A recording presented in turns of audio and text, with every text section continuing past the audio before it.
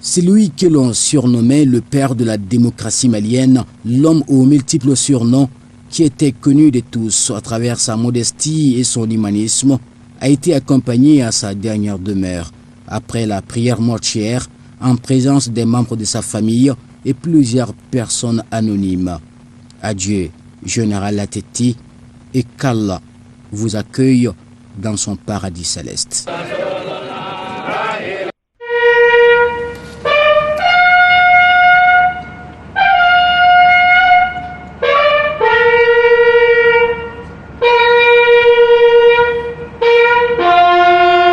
C'est lui qui aura simplifié l'histoire de la démocratie malienne, permettant de bâtir une nation unifiée où les vivre ensemble ne faisait aucun doute. A reçu en ce jour de tristesse les hommages affluant de partout, comme vous pouvez le constater à travers ces images.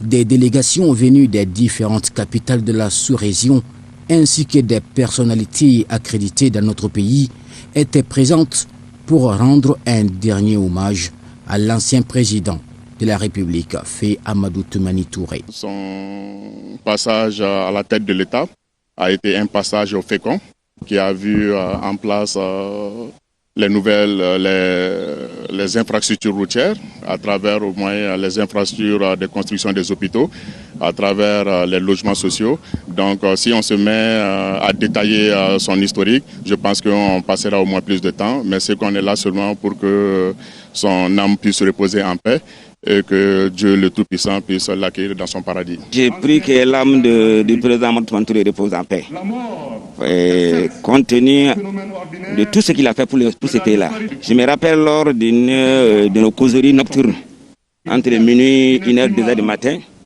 il m'a dit ceci: Ntoma, tu me vois?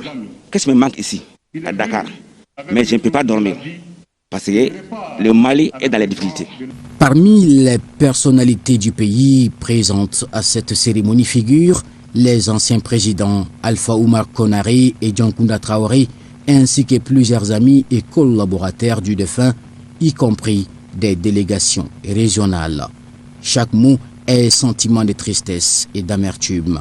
Par ailleurs, la presse malienne déplore une discrimination notoire car elle était privée de son devoir régalien. L'organisation des grands événements dans notre pays laisse beaucoup de goût d'inachevé, dans la mesure où aujourd'hui, vous n'êtes pas sans savoir que ce n'est pas la première fois qu'on essaie d'inviter la presse, de les accréditer, mais après de venir les cantonner.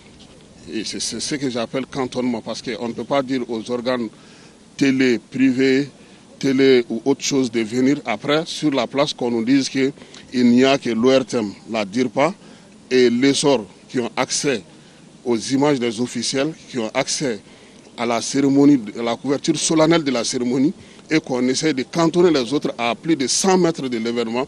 Vraiment, c'est injuste. Ça doit être corrigé. C'est regrettable parce que la presse, si on prend notre démocratie, a joué un rôle assez important, a joué un rôle de premier plan pour l'avènement de la démocratie. Donc si la presse est reléguée au second plan dans des événements de ce genre, et je pense que ça peut, c'est pas une bonne chose. C'est des choses qu'on peut corriger.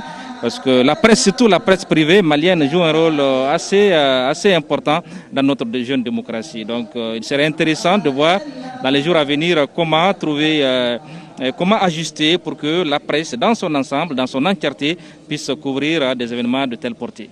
En interviewant quelques collaborateurs ayant assisté à cette cérémonie, tous se disent attristés par cette disparition. L'émotion était perceptible. Retenir quoi de cet homme, je crois qu'un seul mot peut le qualifier. C'était un grand bâtisseur. C'était un grand bâtisseur. Ce pays, pendant 50 ans, il a laissé son empreinte dans tous les domaines socio-économiques, de quelque côté que vous regardiez.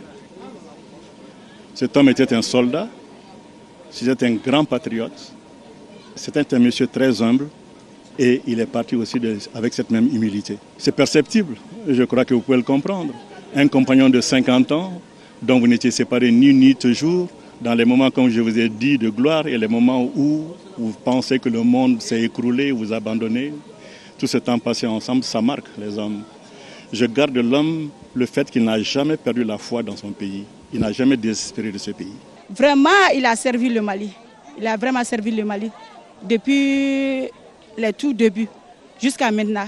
Je suis la femme des militaires, des médecins colonels. J'ai tenu en tant que petite fille de l'armée.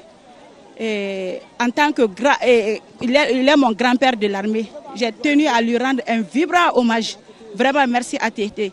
Construction des logements sociaux, hôpitaux, routes et la création de l'assurance maladie obligatoire, entre autres, les réalisations ne sont pas exhaustives.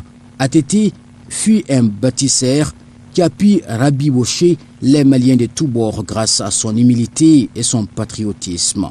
Les Maliens retiennent de lui un homme affable et courtois.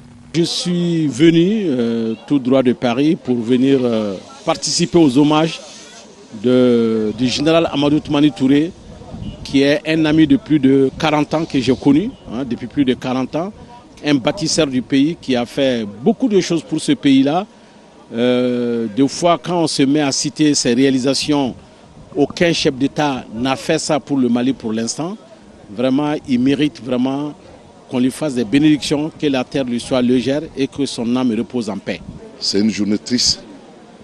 Nous rendons grâce à Dieu et nous implorons le Tout-Puissant, dans sa miséricorde, d'accepter ce grand homme dans son paradis.